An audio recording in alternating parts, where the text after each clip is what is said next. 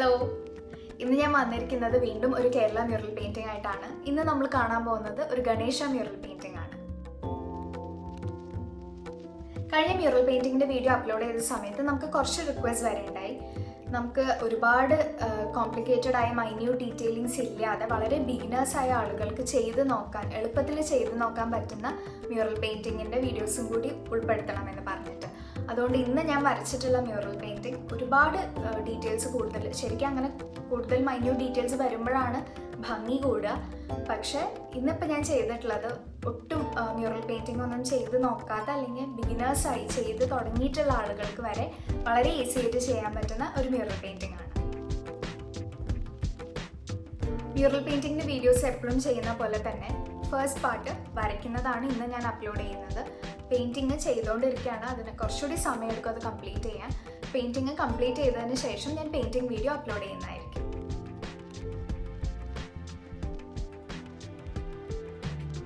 നമുക്ക് കണ്ടു നോക്കാം എങ്ങനെയാണ് ഈ മ്യൂറൽ പെയിന്റിംഗ് ഞാൻ വരച്ചിട്ടുള്ളത്.